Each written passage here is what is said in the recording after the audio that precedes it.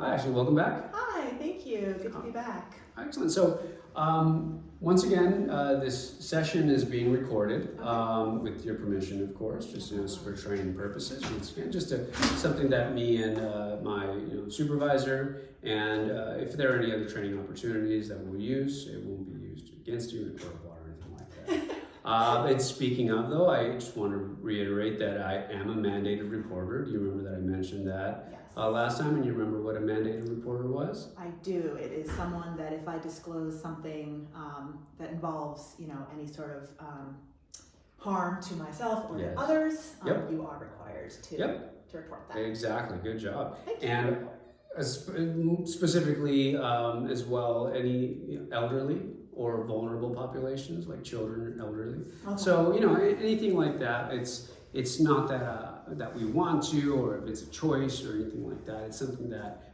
by law that we have to do, and it's just part of the structure.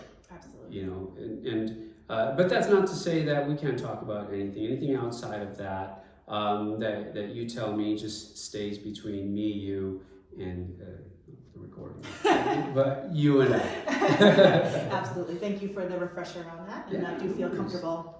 Excellent. So the last time we talked a couple of weeks ago. We talked about your how you were dissatisfied in your current position as in marketing.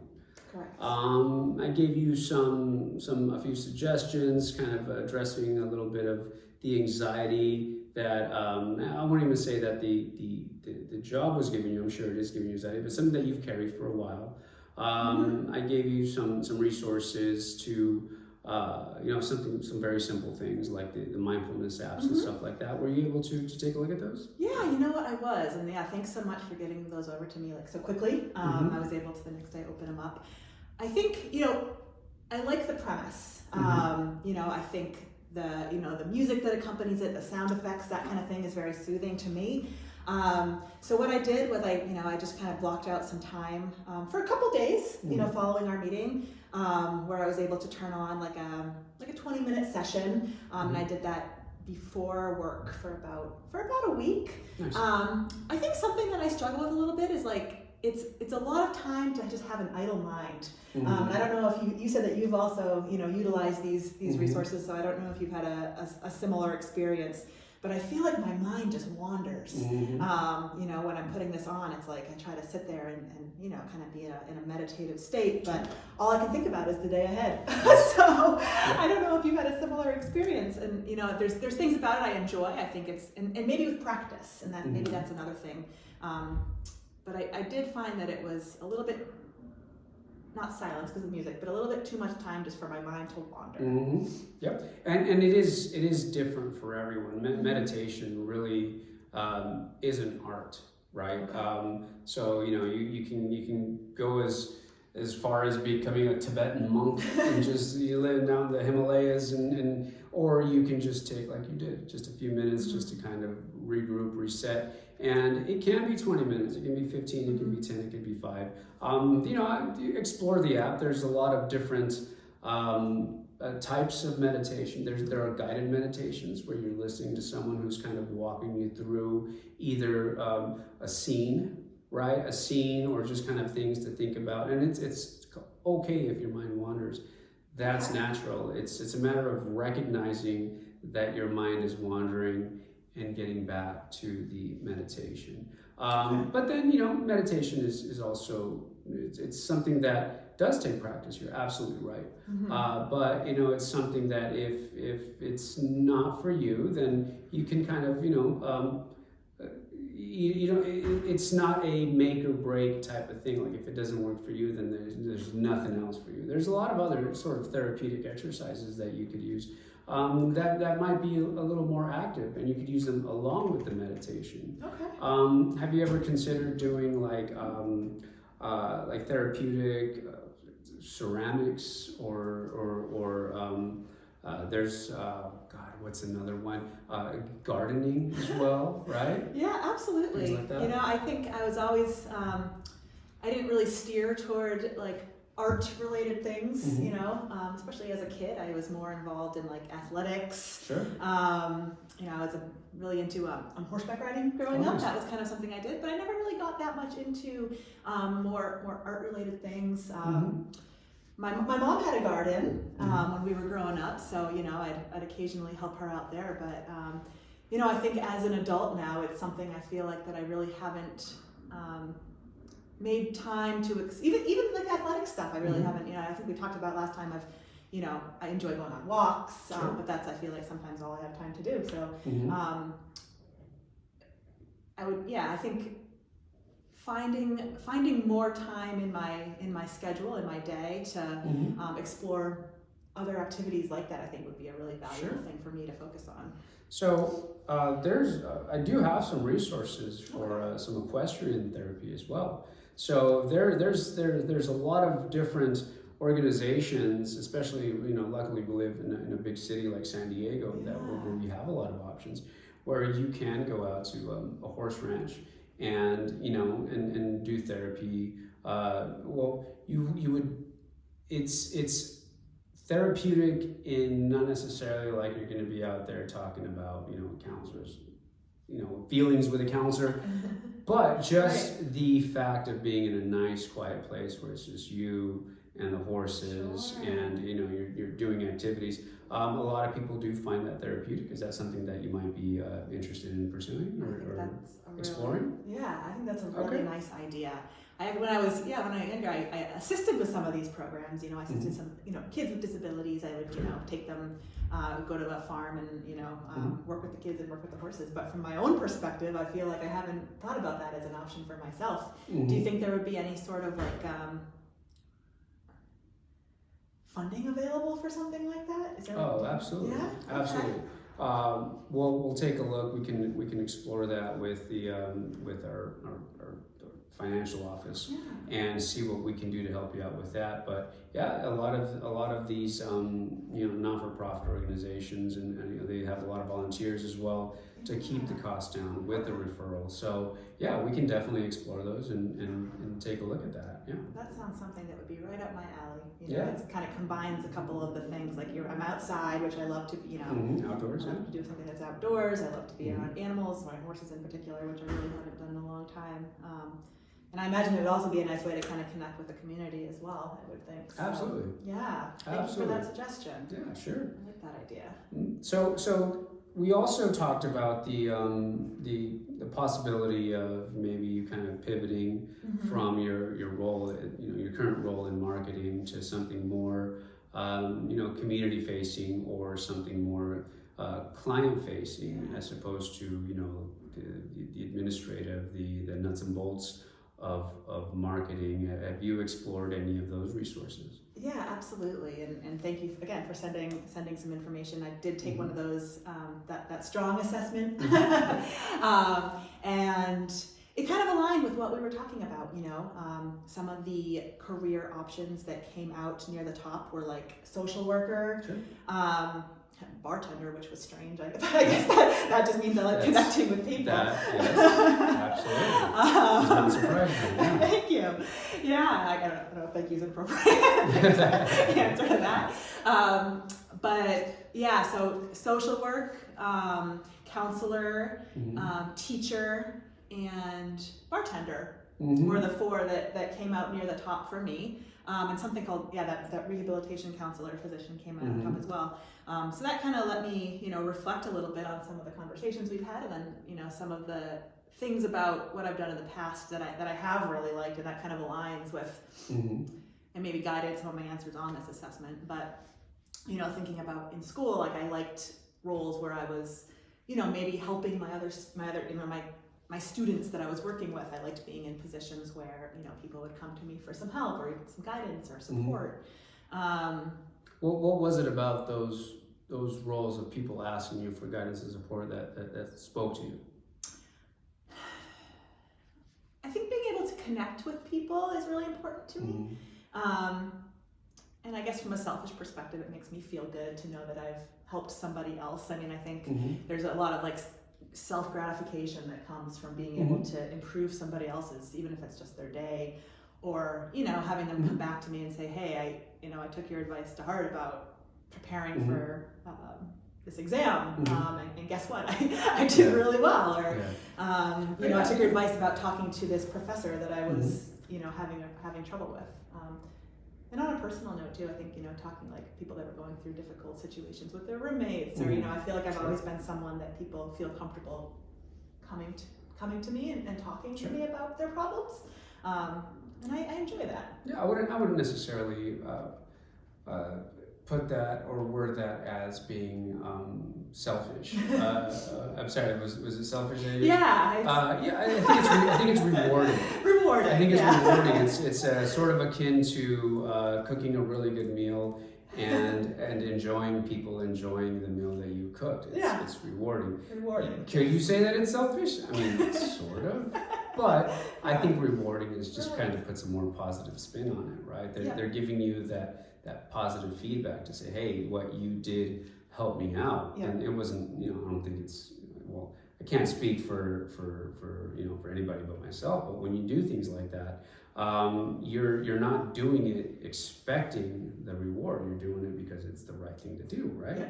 So, I think it's very rewarding in that sense. So you like that aspect of helping people and working with people. Yeah, very much so. Yeah, and I think the more I think about it, in terms of, as a career, the fact that those kind of skills that I have in that area and just, the good feeling that comes from doing that work, the fact that I can actually translate that into a career, I think is, something as I think about more and more, it's... Is there a particular field in the counseling work that you think you would kind of gravitate more towards? I think working with, either I guess it would be adults, peers. I feel like I don't see myself, working with like children or youth as much. I don't see that being a group that I'm particularly drawn to or have much experience with, I guess. I don't feel as comfortable with that group. I don't know that I'm interested in going the more like mental health clinician route necessarily. I think, again, speaking about just kind of helping people, in school made me think that maybe that rehabilitation counselor route that I was reading about that a little bit, helping people more with their career goals.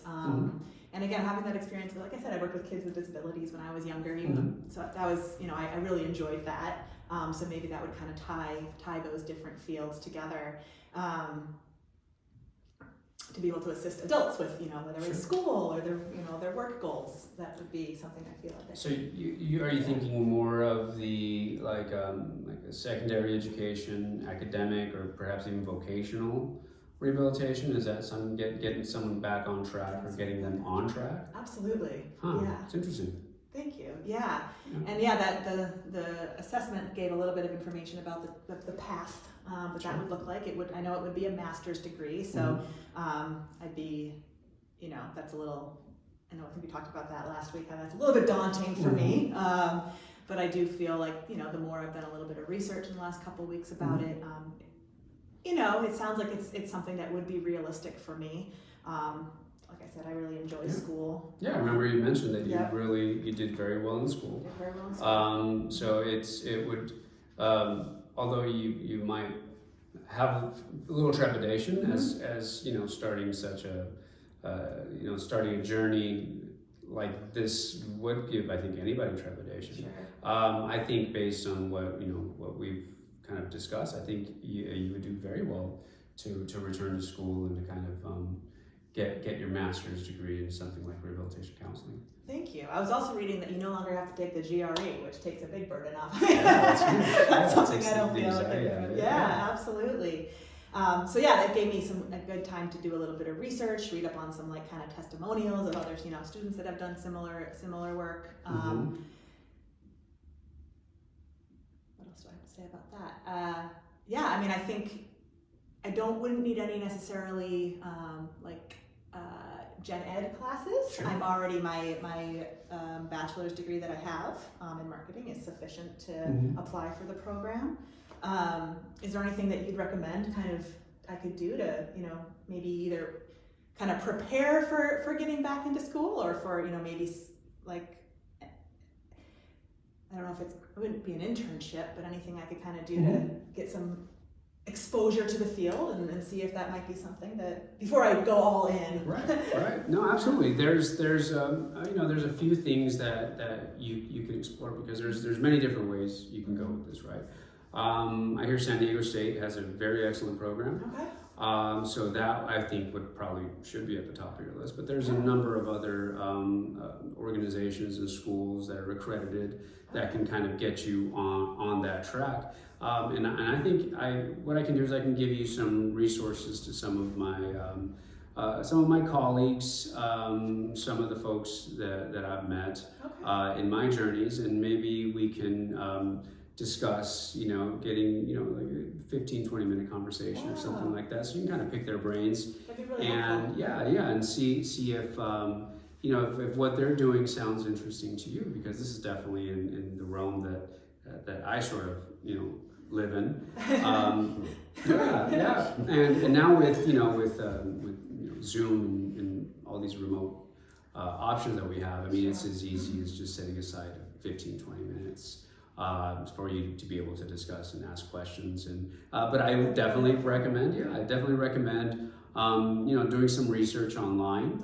I'll send you some links to some of these organizations. Awesome. And they have most of these places will have videos on their about section. That kind of gives you a breakdown of their history and what they do and the services that they provide, and not necessarily for career opportunities, but the services that they provide to their clients, to the public, which you can definitely explore and maybe see if that's something that you would be interested in, right? So if you do decide to go the academic route, there are a number of counseling opportunities and student services where you can help people out. There's on the federal level, there's so many different options with the Department of Rehabilitation, the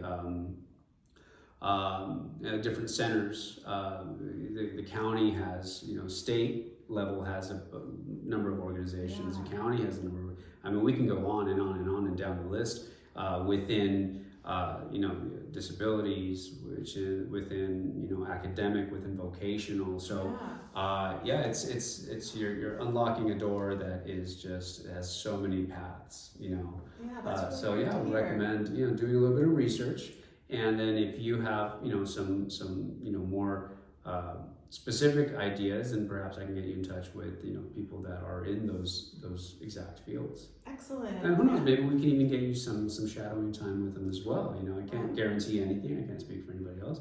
But, it may be something that we could explore as well, if that sounds great. Yeah, that'd be really great. I feel like something that I really benefit from is the opportunity to kind of see the work being done, rather than, it's great to read about it and kind of hear like, oh, this would be a good fit for you. To actually kind of see the day-to-day type of work, I think would be helpful. Is there within the program, I imagine there's probably an opportunity to get some kind of hands-on experience as well, but it would be nice to see that ahead of time. Yeah, absolutely. Yeah, if you did decide to go the San Diego State route, they do have the internships, so you would get the experience, the hands-on experience, the time on the floor, right? Depending on, again, what you would want to do. If you want to go the clinical route, in academia, whatever it is that you're trying to do, they assist you in finding internships and experience with those organizations and those people. I imagine they have some strong contacts with various absolutely. State and federal agencies. So, and also it's a great opportunity because within your class, your cohort, you're meeting the people that are going to be out in the field that are going to help you get that work at places that you might want to consider working, and that you might also help them out as well. So it's an excellent networking opportunity within your field and within your interests. So I think that's an excellent way to start. So before we continue going on into what the future can potentially look like, how are you doing back at your job now? At my job now, I think the job itself, I would say, is about the same. I do think that having talked to you, last week and kind of getting a little bit of an exit strategy, if you will. I think has kind of helped me mentally in general. Just, knowing that this is not where I'm going to be stuck, and, this is not going to be my entire rest of my future. Like, what am I going to do? So I think that's given me just a little bit of a little oomph. A little oomph, yeah, maybe a little oomph, but also just kind of like a, not taking the lows so low, I think, if I have something doesn't go very well, or, I get feedback that's not really what I want to hear. I don't want to say that it rolls off my shoulders and I don't care, but I feel like it's not hitting me as hard as it would otherwise, because I have this feeling that there is a way for me to move past this and move on. So I don't know that, the job itself has really gotten better, but at the same time, I think your approach, and just how I'm feeling, cognitively about my day has been improved by knowing that, I kind of have this, which it may be down the road quite a bit, which is okay, but I do kind of have this way out, I guess, and a brighter outlook. You don't feel as stuck. As stuck, yes. Yeah. Exactly. So I think that's probably, honestly, it's probably making me do my job a little bit better too, just having a more positive outlook in general. The other day we were in a meeting, and I feel like nobody told me this, but I feel like I was a little bit more positive in general. I didn't have that kind of just typical another meeting, another sales goal, another this, I was like, I can, it was okay. It was, this is the job that I'm doing right now, and I'm here to do this job, and this is not what's going to define me. This is not going to be the rest of my life. But I can just, come in, do my job, meet the sales goal, and then, That's great to hear. Thank you. Yeah. And I think, having our conversations about, moving on has helped me feel that way. Excellent. Yeah. Have you had a conversation with your supervisor or management about your future at the company or your goals? Not yet. Okay, Not yet. I feel like I avoid those type of things. Especially during the planning phase. During the planning phase, where absolutely. nothing is really set in stone. Yeah. I mean, I think that would be a fair thing at some point to do, especially, Absolutely. With looking at, these programs. I'm sure that will, if I do decide to stay at work, at least while I start out this program, I'm sure there will be some things with scheduling that I'll need to work out with them. Do you have any strategies you'd recommend in terms of kind of broaching the subject? Oh, I definitely wouldn't burn bridges. Yeah. There's you don't want to get the short timers, especially prematurely. Sure. The short timer syndrome, where you start not caring and stuff. Definitely continue doing your job to its highest, potential, to your highest potential, because you do want to, leave eventually on a positive note and on a high. Right. So, continue doing, but just keep in mind that increase in productivity and the changes in the improvement in behavior to others, that might look like, hey, she's really turning things around. That might be a little awkward when you do. That's when you start planning your exit strategy. Yeah. But stay the course if this is something that's very important to you. Of doing purposeful work and working with having meaning in your work is important to you. Then make sure you stay the course. And that's good advice. Essentially, if you do decide that, hey, whatever it was, that little bit of change helped me appreciate the current job that I'm doing, and I think I might stick around. There's nothing wrong with that. Yeah, thank you for that. So there's that's the beauty of being human, is you can change your mind. Yeah. It's okay. Yeah. And not that I'm trying to change your mind. I'm just saying either way you choose, it's okay. We're just in an exploring phase. And we're gonna talk to some folks. We're gonna want you to do some research. Great. And really kind of imagine and picture and make sure that when you're talking to these folks, you ask them how if their job feels purposeful. Sure. Right? If they feel like they're making a difference in people's lives. and really explore that. Yeah. And I think it is important to you, and you know, it could be you know, sort of a sustainable, you know, long-term, you know, ongoing sort of a goal that you're helping people out, you know. And, yeah. yeah. Thank you for that advice. Yeah, I think those are important questions to ask too. I think it's easy to see things in kind of an idyllic way when you're looking to make a job change, but I think it is important to also ask those more hard questions. Yep. About, you know, what the day-to-day looks like. It's not every day is going to be saving a life, you know. So exactly. Yeah, you know, yeah, and you know that you have the whole thing where the grass is greener on the other side when things aren't going as well. Sure. So yeah, that's an excellent point. Make sure you're asking all the, you know, relevant questions, and you know, no job is perfect, right? No job is all, you know, winning all the time. You know what I mean? You know, there's ebbs and flows to everything. So, but you know, as long as the overall arc is positivity, you know, versus just bottom line sales, you know, earning, you know, it could be probably better for, you know, your health and your sanity, your mental health. So, you know, absolutely. Yeah, I think that makes sense. Thank you for that. It's good to keep that in mind. And I do feel like I am, for the most part, I feel like, you know, this conversation about my job currently is, you know, it's easy for me to come across like, oh, it's, you know, I'm just looking for this other perfect thing. And I don't think I feel that way. I know that any position there's going to be, you know, good days and bad days, and days that you feel like you didn't do anything good.